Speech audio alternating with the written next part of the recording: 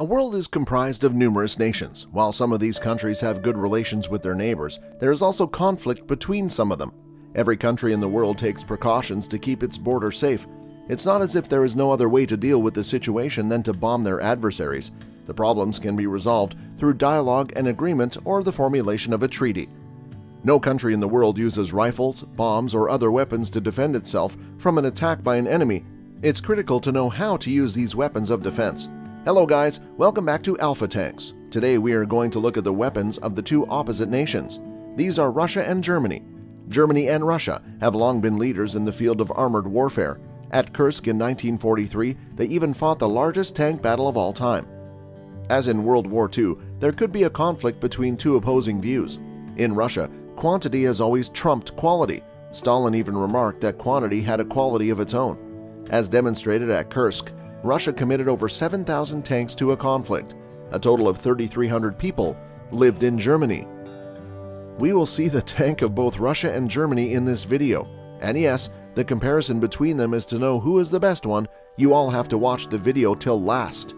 Okay, so before moving ahead, friends, just ensure that you have all subscribed to the channel, and also do comment in the section below and like the video. In terms of armored warfare, Germany and Russia are two of the most prominent countries. You must have been thinking, where were the two countries ever to engage in a tank battle today? To know the answer to the question, let's get into the video. It has been pointed out that Russia's main battle tanks are the T-80 and T-72, despite the attention given to the T-14 Armata. Russia has a small number of T-90 tanks, but most of them are little more than Abrams bouncing tanks that lost their turrets at 400 yards during Desert Storm. First comes, as we've all heard. However, a long sabot dart has not been defeated frequently.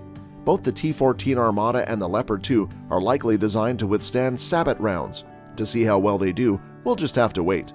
A new German armored vehicle project was launched as a response to resurgent Russian challenges in Eastern Europe and an increased focus on tank development. Leopard 3 is the name given to a new German tank, but it isn't clear what it will look like. If depleted uranium ammunition is banned, it will likely have to upgrade to a 140mm cannon. This has been rumored, but it hasn't been confirmed. Vacuum 1 and Vacuum 2's rods are supposedly 1 meter long. Let's assume that the Russians top their M829A3 projectile with 900mm because the American projectile is about 800mm long. The DM63 penetrator from Germany measures 684mm long. The turret on Armata is not well protected. A gun with an automatic magazine is all it is. It doesn't need to be armed. An armored bunker in the ship's hull houses 3 crew members. What was the point of having people in the turret? To hit the target. Optics for guns were aligned with the weapon during World War II. When firing a weapon, a gunner had to sit directly in front of the weapon and open a small window to see where he was aiming. Making the next shot would be difficult if everything was not in place. What do you think, folks? However, cutting a hole in the armor is a risky endeavor because it compromises the integrity of the armor. This tank shell only had a sliver of armored glass to show for its efforts. Because of this, the designs of the mid-war era had small holes instead. The tank commander, in addition to the gunner, had to be aware of what was occurring outside at all times. Situational awareness can help save lives. The loader also had to dig a shell out of storage and place it in the breech. During World War II, they had a good reason to be in the turret. The Soviets, on the other hand, have been using auto-loaders since the 1960s. The shells would be on the turret floor, and a loading machine would pick them up and feed them into the breech without any human intervention. For chemical rounds, both the T-14 Armata and the Leopard 2A7 Plus are well protected. The real question is how well protected they are from kinetic energy rounds. You can't tell which would work better. Wait, now we will be discussing the specific features of the tanks which distinguishes them from the other tanks. So continue to watch the video, and also check whether you have subscribed to our channel or not, and yes, also comment on what videos you want all of us to make. It would be a matter of pleasure for us to fulfill your demands and wishes. Okay, let's continue. Leopard's long-term viability is in doubt. Old tanks are hard to find these days. We don't think it has a very good chance of surviving from a side view. Is the crew protected from a direct hit by the side armor if the door is blown out? We don't believe it. To be fair, most tanks assume that they will be hit by a projectile traveling in a 45-degree arc on either side of them. Germany's Leopard 2A7, developed and produced by Krauss Maffei Wegmann GmbH, is the world's best operating tank. A well-balanced and well-engineered design, like with all German tanks, comes at a cost. The T-14 Armata, on the other hand, appears to defy the Russian tradition of prioritizing quantity above quality. It's a more Western-style machine, and it won't be mass-produced in the same way the T-72 was. Since Moscow is only a short distance away from Berlin, the Armata might pose a serious threat to the German military, even if it isn't as good as the Leopard on a one-on-one basis. There's a good possibility that Russian and German tanks would never meet in battle in Europe, but even if they did, the Germans would have a problem if they were ever pitted against overseas consumers. While the Leopard is likely superior to the Armata in terms of overall strength, it lacks the ammo necessary to overcome the T-14. The tiny Panzer Kampfwagen I was constructed in secret because of the Treaty of Versailles constraints. Despite its lackluster performance, the Panzer I cleared the way for WW2's Panther and King Tiger tanks. Post-war Western tank designs were influenced by the Panther, the forerunner of today's main combat tanks. And friends, do you know what? Leopard 1 was the first post-war German tank design, and it set the bar high for Western tank designs for the rest of the 1960s and 70s. A cooperative effort between Germany and the US had originally planned to replace Leopard 1 with the MBT-70 tank. Yes, you heard it right. The MBT-70 was a colossal failure, and the Germans moved on to build Leopard 2, while the Americans moved on to develop M1 Abrams as a replacement.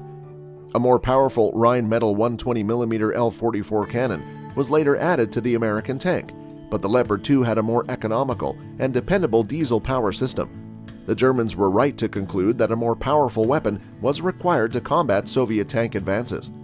Leopard 2's L55 cannon is better against better protected tanks.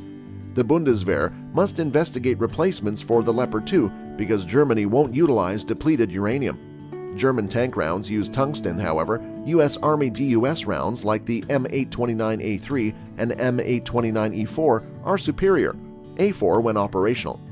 Tungsten penetrator rounds have doubts about their ability to penetrate Russian tank armor. Lack of kinetic energy may prevent German firepower from killing the T-80, T-90, and Armata.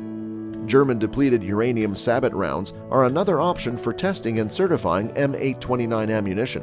This requires overcoming political and technical difficulties. First, depleted uranium ammunition is politically unpopular in Germany. Due to American ammo's stringent tolerances, it's questionable if the M829 will operate with the Leopard 2's longer L55 barrel. Okay, to conclude the video, if you will ask, who would win a tank battle? The answer we can get is like, even though most Russian tanks are junk, some countries have to make the best of what they have. There are over 4,500 T-80s in Russia. Many more Russian tanks await behind each wave of German Leopards, even if they are destroyed by the Germans. At this point, we would assume that T-14 has a better chance of surviving. If you were starting from scratch on a new tank and wanted to keep it all together in a bunker, you could.